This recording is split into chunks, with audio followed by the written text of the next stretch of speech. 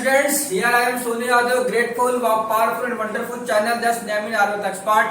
मेरे प्यारे बच्चों, मैं सोनी यादव आप लोगों का स्वागत करता हूं आपके बढ़िया से सुंदर से चैनल में जिसका नाम है आर्वत एक्सपर्ट। और जैसा आप लोगों को पता है, हम लोग करंट इलेक्ट्रिसिटी चैप्टर पढ़ रहे थे, जिसका आज हम पार्ट 5 बनाएंगे। ठीक है, हमारी 50 आवर्स से सीरीज चल रही थी, तो जो आज हम पढ़ेंगे, आज हमारा क्या है, variation of resistivity of the following materials with temperature. ठीक है, आज का हमारा टॉपिक है variation of resistivity of following materials which temperature. यानी कि इसमें आपको ये बताया जाएगा, अगर हम रेजिस्टिविटी को बढ़ाते हैं, अगर हम टेम्परेचर को बढ़ाते हैं तो रेजिस्टिविटी कैसे वेरी करेगी। इसके लिए हम यहाँ पे हमारे पास 3 मटेरियल्स हैं। पहला हमारा क्या है, पहला हमारे पास है, क्या कहते हैं, कॉपर। दूसरा हमारे पास क्या है, नाइक्रोम। और तीसरा हमारे पास क्या है, कार्बन्स और सेमीकंडक्टर्स।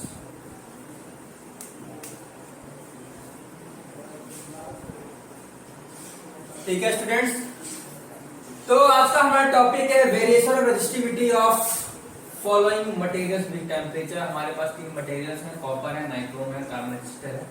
इसमें हमारा डायग्राम बनाने को आ जाता है, ग्राफ बनाने को आ जाता है, इसलिए मैं बता रहा हूँ। तो हम तीनों का ग्राफ बना के देखेंगे अलग अलग, और मैं आपको बताऊंगा कि टेम्परेचर के अकॉर्डिंग कैसे हमारी रेजिस्टिविटी हमारी क्या करती है, वेरी करती है। तो पहले मैं बनाता हूँ कॉपर के लिए। तो हम क्या करेंगे, ये हमारा कॉपर के लिए है। ठीक है, नीचे हमारा क्या आएगा, टेम्परेचर आएगा।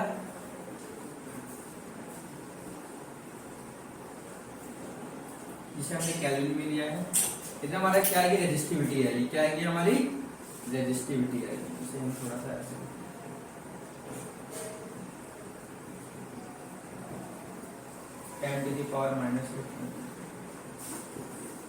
ठीक है। अब यहाँ पे हम लेते हैं स्केल जो लिया है हमने, ये हो गया आपका 50 डिग्री, ये हो गया आपका 100 डिग्री, ये हो गया आपका 1। ठीक है, और ये रेजिस्टिविटी हो गया आपकी 0.2 और ये हो गया 0.2। इसका जो आपका ग्राफ आता है हमारा कैसा आता है, ऐसा आता है। ठीक है, तो यहाँ पे हम क्या देखते हैं, यहाँ पे हम देखते हैं जो हमारी रेजिस्टिविटी ऑफ कॉपर की जो रेजिस्टिविटी है वो इंक्रीज होती है as a high power of temperature. यहाँ पे हम क्या लिखेंगे कि the resistivity of copper increases. क्या होती है, इंक्रीज करती है, increases as higher power of temperature.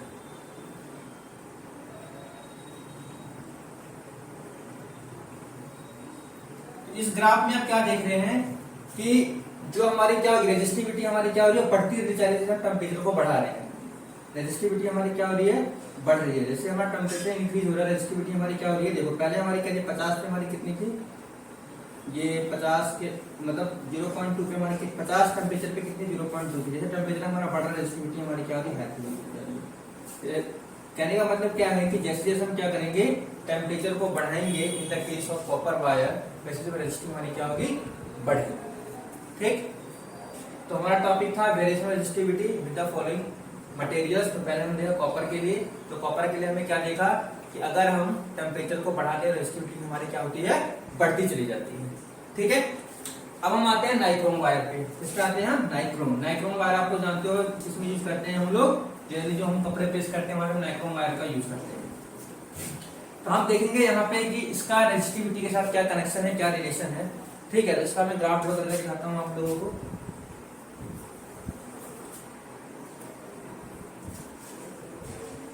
यहाँ पे हम फिर से क्या करेंगे, नीचे हम टेम्परेचर को ले लेंगे।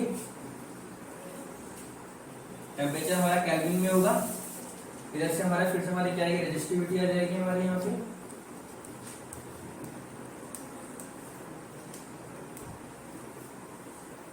ठीक है, अब यहाँ पे हमने ले लिया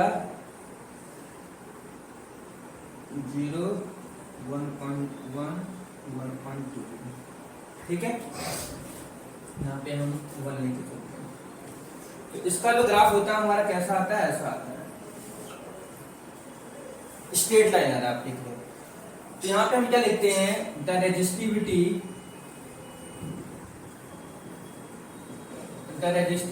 ऑफ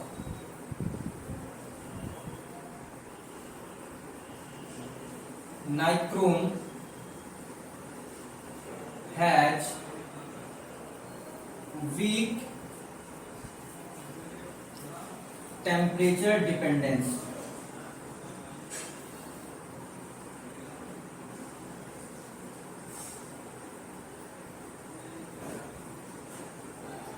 क्या लिखा है मैंने, resistivity of nichrome has week temperature dependence. यहाँ कहने का मतलब क्या है कि ये क्या होता है, टेम्परेचर पर डिपेंड कम करता है।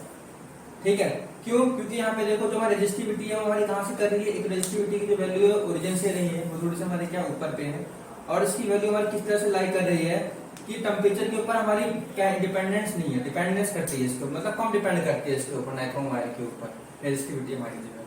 ठीक है, मतलब वीक होती है, इसमें क्या होती है, in the case of nichrome जो हमारी रेजिस्टिविटी हमारी क्या होती है, थोड़ी कमजोर होती है इस कंपेरिजन टू, मान लो कॉपर कंपेरिजन करेंगे तो हमारा क्या होगा, वो कम होगा। उसका ग्राफ हमारा कैसा आता है, ऐसा आता है। ठीक है, तीसरा हम बात करेंगे कार्बन और सेमीकंडक्टर्स के लिए। तो कार्बन और सेमीकंडक्टर्स के बीच में जो हमारा ग्राफ आएगा वो हमारा क्या आता है, वो इस तरह का आता है। इसमें आपको देखने को मिलेगा वो हमारा इस तरह से, टेम्परेचर हमारा हो गया केल्विन में नापेंगे इसे हम, और ये हमारी क्या रेजिस्टिविटी है। ठीक है, तो आप देख रहे हैं कि जैसे जैसे हमारा क्या हो रहा है, जैसे जैसे हमारा क्या हो रहा है, टेम्परेचर बढ़ रहा है, रेजिस्टिविटी हमारी क्या हो रही है, एक्सपोनेंशियली डिक्रीज हो रही है। क्या हो रही है हमारी एक्सपोनेंशियली, क्या हो रही है, रेजिस्टिविटी हमारी क्या हो रही है, डिक्रीज हो रही है। यहाँ पे हम क्या लिखते हैं, द रेजिस्टिविटी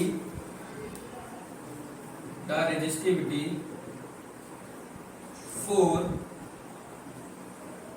कार्बन और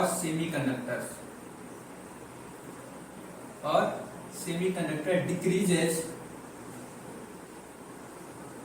एक्सपोनेंशियली। क्या होती है हमारी, एक्सपोनेंशियली होती है। फिर विथ टेम्परेचर,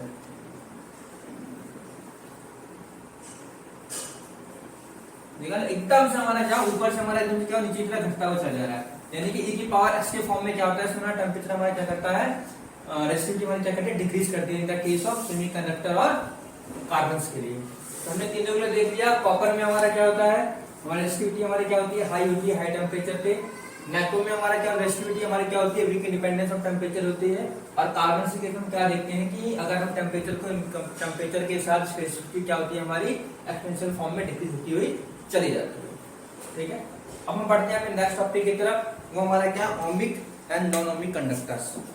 ठीक है, ओमिक कंडक्टर सब लोग जानते हैं, those conductors which obey the Ohm's law, वो कंडक्टर जो क्या करते हैं, Ohm's law को फॉलो करते हैं। ठीक है, अच्छा इस ग्राफ को मैंने इसलिए बनवा दिया आप लोगों की, कई बार हमारे पेपर में क्वेश्चन आ जाता है ग्राफ ड्रॉ करने के लिए, आपको जानने के लिए। जैसे इस पर मल्टीपल चॉइस क्वेश्चन है तो आपको 3 ग्राफ दे दिए जाएंगे, तो आपको बताना पड़ेगा कॉपर वायर के लिए कौन सा ग्राफ है, या फिर सेमीकंडक्टर के लिए कौन सा ग्राफ है। 4 ग्राफ मान लो आपको बना के दे दिए गए, आपको फाइंड करना है कि गिवन जो ग्राफ दे रखा है किसके लिए है, तो ये आपको पता होना चाहिए, इसलिए मैंने बनवाया था आप लोगों को। ठीक है, अब हमारा नेक्स्ट टॉपिक क्या है, ओमिक कंडक्टर्स।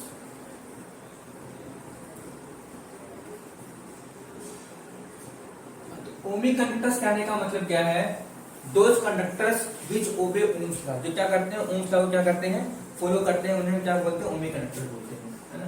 तो क्या लिखेंगे, the conductors which obey Ohm's law is called ohmic conductor. ठीक है, इसका आप एक एग्जांपल ले लेते हैं। फॉर एग्जांपल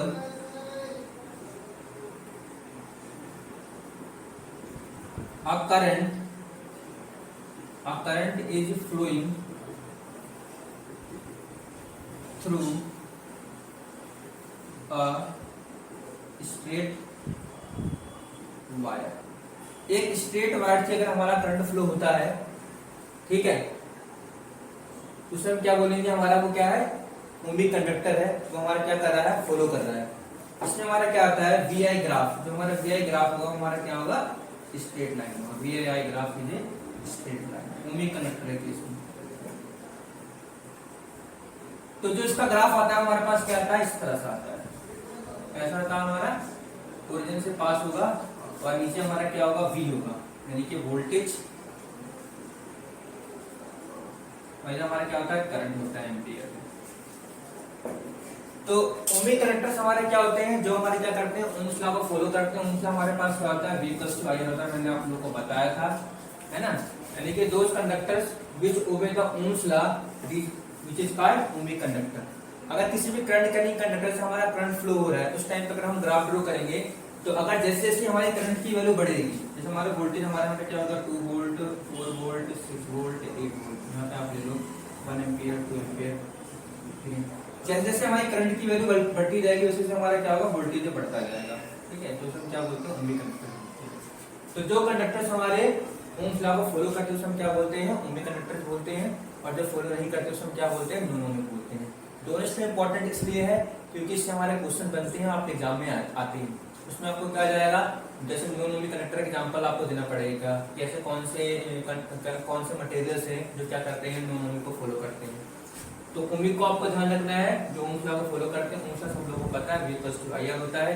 फिक्स टेंपरेचर पे अगर हमारा करंट क्या होगा, डायरेक्टली प्रोपोर्शनल होगा इसके वोल्टेज के, वहां पे हम कांस्टेंट क्या निकालते हैं, I directly proportional to R at fix temperature.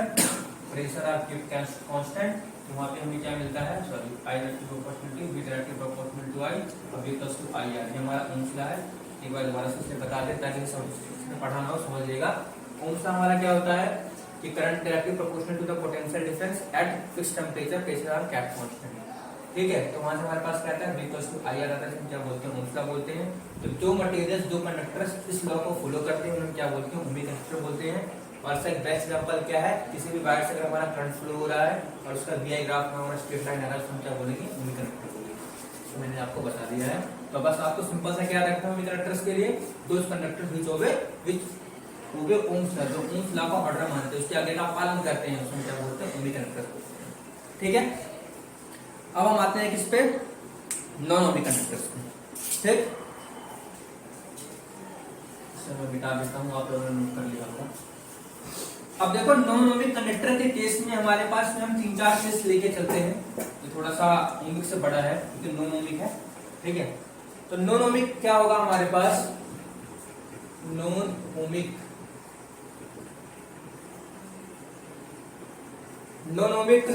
Conductors हमारे क्या होंगे, द कंडक्टर्स which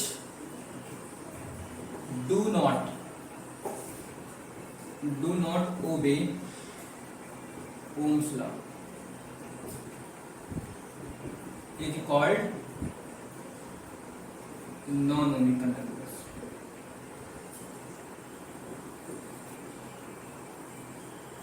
ठीक है। जो क्या करते हैं, हमारे ओम्स लॉ को फॉलो नहीं करते, वो हमारे क्या होते हैं, नॉन ओमिक कंडक्टर्स होते हैं।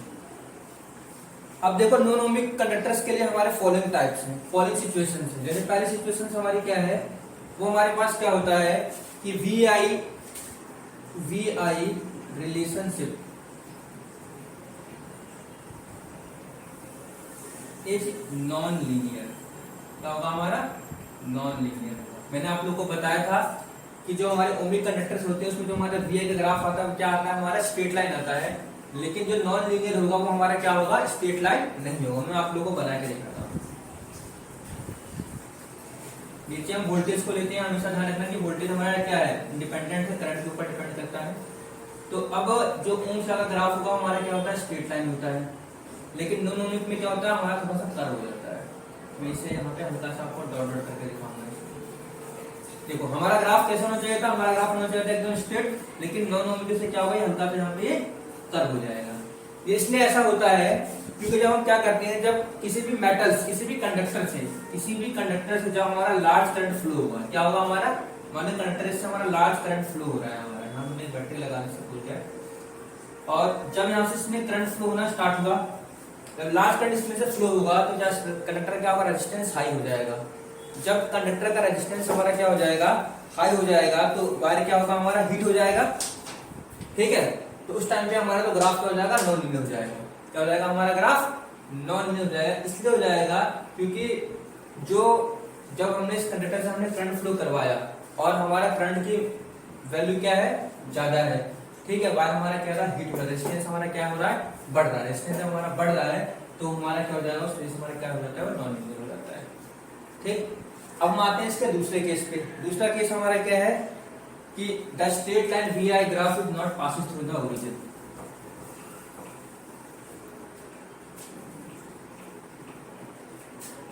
VI graph is not passing through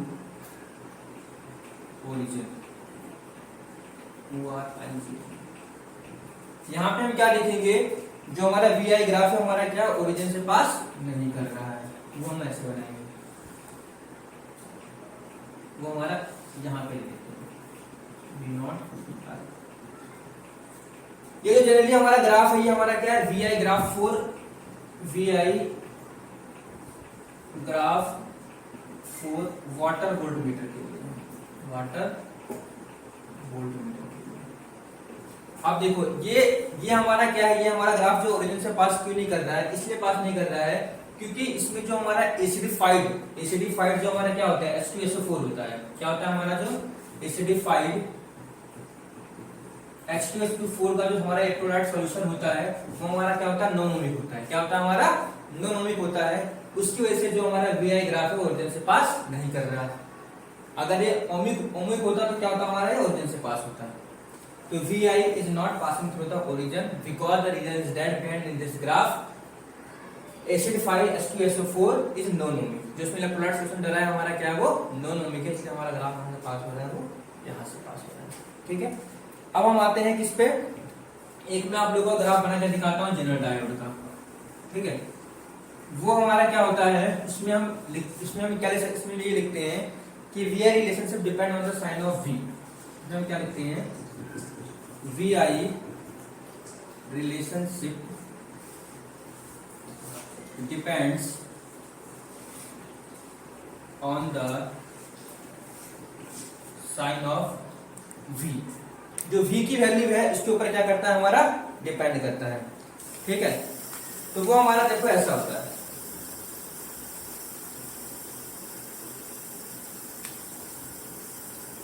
यहाँ पे हम क्या ले लेंगे, प्लस करंट है हमारे पास I, माइनस करंट है I, प्लस वोल्टेज है V, माइनस वोल्टेज है V। वो हमारा ऐसा है।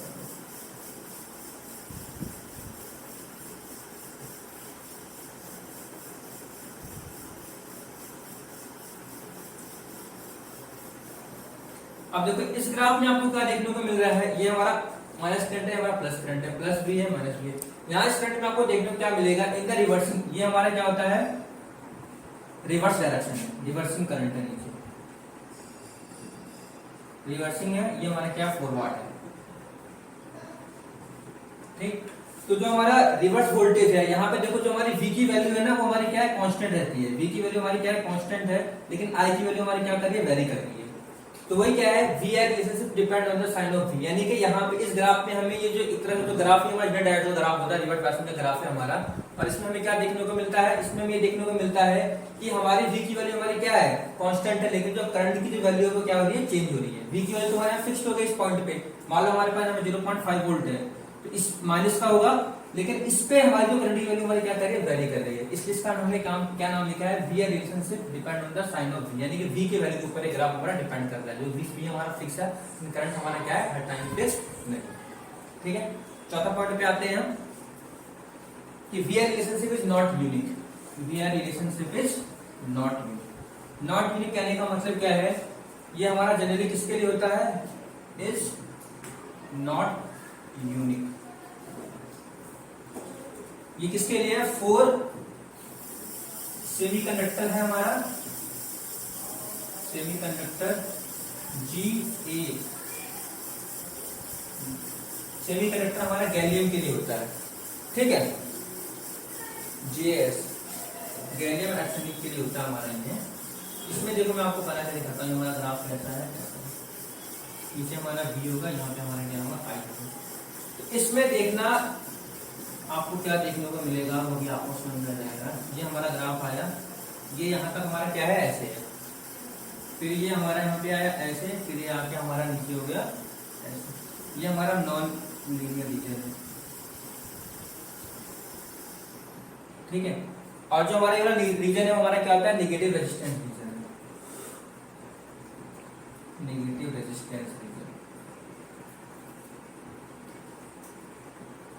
तो ये जो ग्राफ जो बनाया गया है, इसमें क्या लिखा गया है? VI relationship is not unique, कि यहाँ पे जो हमारा वोल्टेज और करंट का जो रिलेशन है क्या है हमारा हर जगह अलग अलग है। अब देखो यहाँ पे जब इस पॉइंट की बात करें, यहाँ पे हमारा वोल्टेज मान लो V0 है, तो यहाँ पे हमारी I की वैल्यू कुछ और है। अब ये ग्राफ जब बढ़ रहा है, यहाँ पे हमारी क्या है? I की वैल्यू कुछ और जा रही है, V की वैल्यू कुछ और जा रही है, यहाँ पे कुछ और हो जा रही है। तो वही कह रहा है कि हमारा V relationship not unique for, यानी कि सेमीकंडक्टर्स के लिए जो हमारी V और I की जो वैल्यू हमारी क्या होगी? हर पॉइंट पे अलग अलग होगी, यानी कि हर एक पॉइंट पे निकालेंगे तो हमें अलग अलग वैल्यू मिलेगी। इसलिए हमारे क्या है? नॉट यूनिक है, मतलब सेम नहीं है। तो हमारे पास 4 ग्राफ थे, हमने 4 ग्राफ में क्या देखा? पहले हमने क्या देखा कि हमारा नॉन लीनियर होता है। दूसरा हमने किसके लिए देखा था? वोल्टमीटर का देखा था, जो ओरिजिन से पास नहीं होता। तीसरा हमने देखा है सेमीकंडक्टर्स के लिए जो हमारा क्या होता है? रिवर्स बायसिंग हो जाता है, V के ऊपर डिपेंड करता है। चौथा हमारे पास क्या है? ये है कि जो कि क्या है? नॉन यूनिक है, हर एक पॉइंट पे V की वैल्यू अलग निकलेगी, करंट की वैल्यू अलग निकलेगी। फोर्थ सेमीकंडक्टर्स, गैलियम और आर्सेनिक के लिए। तो 4 ग्राफ आपको क्या करना है? याद रखना है नॉन कंडक्टर्स के लिए, ठीक है। बस मैं बताता हूँ, जो कंडक्टर्स हमारे क्या कहते हैं? उस लॉ को फॉलो नहीं करते, उन्हें हम क्या बोलते हैं? मोनोमिक बोलते हैं, ठीक है। उसके लिए हमने 4 ग्राफ पढ़े हैं। पहला ग्राफ हमारा नॉन लीनियर था। नॉन लीनियर किस लिए हो गया था? क्योंकि जब हमने करंट पास करवाया कंडक्टर के थ्रू, तो वहाँ पे हमारे क्या हुआ? रेजिस्टेंस हमारा हाई हुआ और वायर हमारा ज्यादा हीट हो गया, जिसकी वजह से हमारा ग्राफ क्या होगा? नॉन लीनियर हो गया। सेकंड में हमने क्या देखा? वोल्टमीटर के में देखा था। वोल्टमीटर के केस में हमने क्या देखा कि वो ओरिजिन से उसका ग्राफ पास नहीं होता। क्यों नहीं पास हो रहा था? कि जो वाटर वोल्टमीटर जो हम बनाते हैं उसमें हम एक इलेक्ट्रोलाइट का यूज करते हैं, डायरेक्ट SO4, वो हमारा क्या होता है? नॉन यूनिक होता है, इसके वजह से हमारा ऐसा हो गया। तीसरा हमने क्या पढ़ा था? रिवर्स बायसिंग डायोड के लिए, वहां पे हमने क्या देखा? V की वैल्यू ऊपर डिपेंड करता है, V की वैल्यू हमारे फिक्स होता है, करंट हमारा क्या कर रहा है? वेरी कर रहा है। चौथा हमारा क्या है? सेमीकंडक्टर्स के लिए गैलियम आर्सेनिक के लिए हमने देखा, यहाँ पे हमारी क्या है? V और I की वैल्यू क्या है? वो अलग अलग है, हर एक पॉइंट पे V की वैल्यू अलग मिल रही है और I की वैल्यू अलग मिल रही है, ठीक। अब हम आते हैं अपने नेक्स्ट टॉपिक पे। इससे पहले मैं आपको बताता हूँ रेजिस्टेंस इन सीरीज और पैरेलल जो आपके सिलेबस से रिलेट हो चुका है, वो आपको इस बार नहीं पढ़ना है, तो इस टॉपिक को हम नहीं पढ़ेंगे। अब हम नेक्स्ट टॉपिक पे पहुंचते हैं, हमारा क्या है? Internal resistance of system. Very important topic, paper में बहुत बार आता है, इसका डायरेक्शन करने को भी आता है और क्वेश्चन भी इससे बहुत ज्यादा बनते हैं। तो हमारे पास क्या है? Internal resistance. तो इंटरनल रेजिस्टेंस समझने से पहले आप लोगों में थोड़ा सा बता देता हूँ क्या होता है। पहले हम रेजिस्टेंस की डेफिनेशन को बताऊंगा। तो इसमें हम क्या लिखेंगे? द रेजिस्टेंस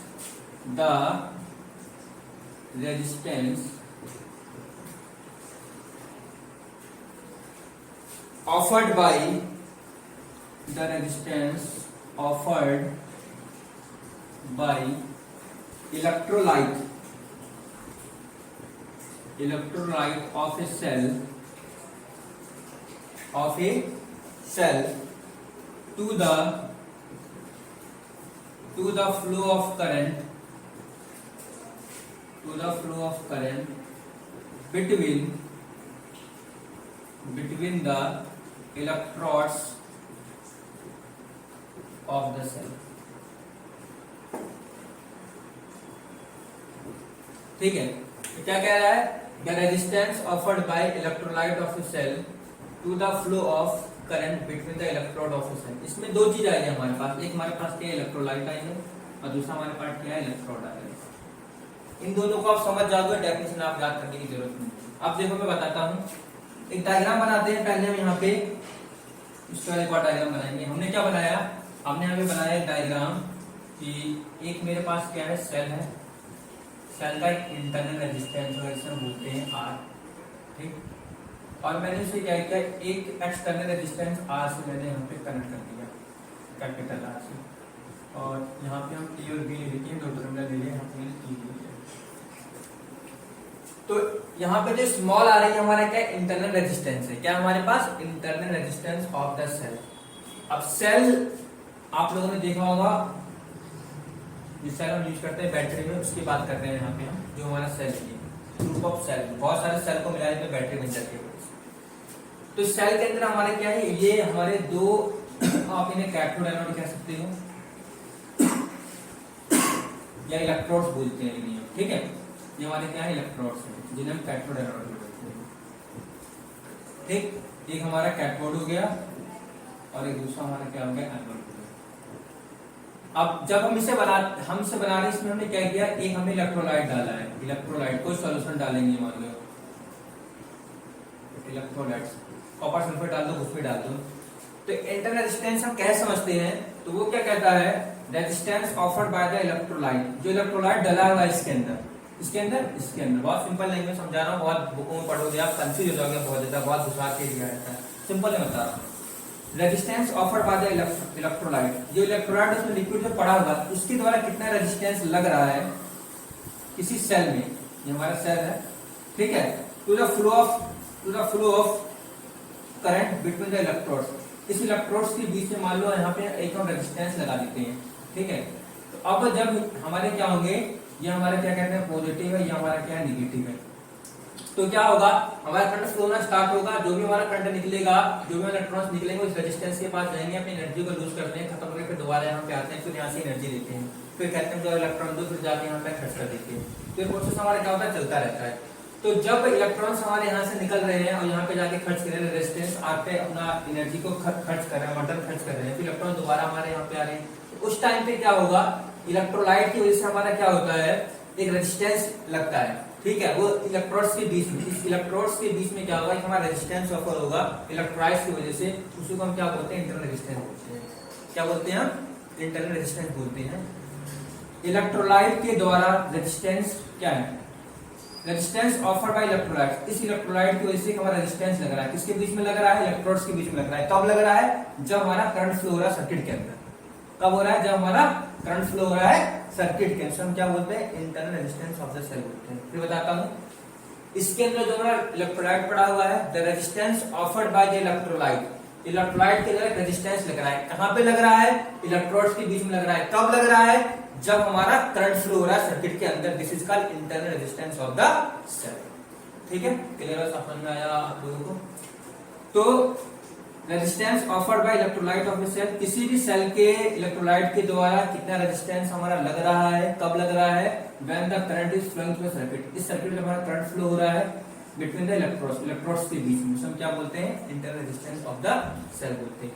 अब ये डिपेंड करता है, इस पे डिपेंड करता है फैक्टर्स के ऊपर, हमारे कौन कौन से फैक्टर्स मैं लिखवाऊंगा, factors on which internal resistance cell depends, ठीक है। Factors on which internal resistance of a cell depends, ठीक है। तो पहला हम क्या लिखते हैं, नेचर ऑफ द इलेक्ट्रोलाइट, पहला हमारे पास क्या है, नेचर ऑफ द इलेक्ट्रोलाइट, कि जो ये इलेक्ट्रोलाइट है उसका नेचर कैसा है, कॉपर सल्फेट का है, एल्यूमिनियम सल्फेट का, किस चीज का बना होगा उसके ऊपर डिपेंड करेगा आपका, ठीक है। दूसरा हमारे पास क्या है, इट इज डायरेक्टली प्रोपोर्शनल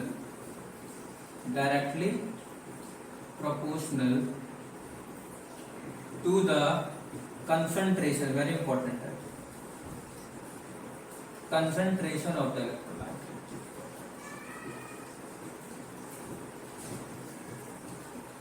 यानी कि जो इलेक्ट्रोलाइट हमने यूज किया उसका कंसंट्रेशन कैसा है, बताओ उसमें कितना परसेंट वाटर है, कितना परसेंट हमारा क्या है, एसिड है, उसके ऊपर डिपेंड करेगा हमारा, ठीक है। थर्ड पॉइंट हमारे पास क्या आता है, distance between the electrode, it is directly proportional distance between the electrons ठीक है, कि इलेक्ट्रोड्स के बीच में कितनी दूरी पर रखा गया है, 5 मीटर की दूरी पर रखा गया है, 10 मीटर की दूरी पर रखा है, इसके ऊपर डिपेंड करता है आपका ये internal resistance of the cell. Directly proportional है, डिस्टेंस ज्यादा होगा तो डिस्टेंस अगर ज्यादा होगा तो रेजिस्टेंस हमारा क्या हो जाएगा, कम हो जाएगा। ठीक है, चौथा पॉइंट हमारे पास क्या है, inversely proportional, it is inversely proportional to the area of emerged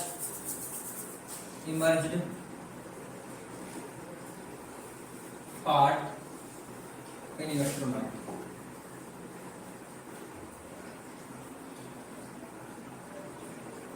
ठीक है, कि इनवर्सली प्रोपोर्शनल होता है कि कितना पार्ट क्या कहते हैं इसके अंदर इमर्ज है, कितना पार्ट जो हमारे क्या कहते हैं इलेक्ट्रोलाइट है वो जो हमारा ये कैथोड एनोड है वो लिक्विड के अंदर हमारा कितना डला हुआ है, उससे क्या होता है हमारा इनवर्सली प्रोपोर्शनल होता है। ठीक है, और लास्ट पॉइंट हमारा क्या है, it increases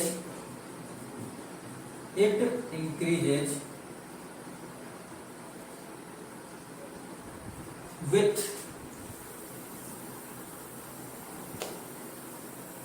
decreases temperature of electrolyte।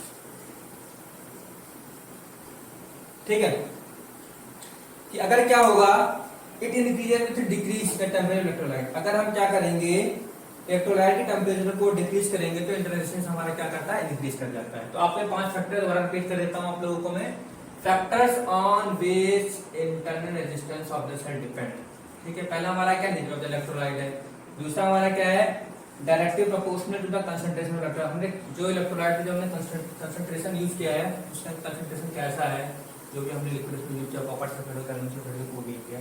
तीसरा हमारा क्या है कि इनके बीच में डिस्टेंस कितने से ऊपर डिपेंड करता है। चौथा क्या है कि कितना पार्ट कैथोड एनोड का इसके अंदर इलेक्ट्रोलाइट में डूबा हुआ है, क्या है हमारा इनवर्सली प्रोपोर्शनल है। और लास्ट हमारा क्या है कि अगर हम टेम्परेचर को डिक्रीज करते हैं तो इंटरनल रेजिस्टेंस हमारा क्या होता है, बढ़ जाता है। नेक्स्ट क्लास में हम इसका डायरेक्शन प्रूफ करेंगे, R = E/V - 1 × R। Circuit diagram आपके पास गिवन है, this is the formula for internal resistance of the cell, हम नेक्स्ट क्लास में प्रूफ करेंगे। ठीक है, और सभी लोगों से कहूंगा जो टॉपिक मैंने आपको पढ़ाया है इसे एक बार घर पे रिवाइज करो, अगर किसी को कोई दिक्कत हो तो आप पूछ सकते हैं, कमेंट बॉक्स में लिख सकते हैं हमें। ठीक है, और सभी से एक बार फिर से कहता हूँ, please like and subscribe and share this channel. Thank you very much.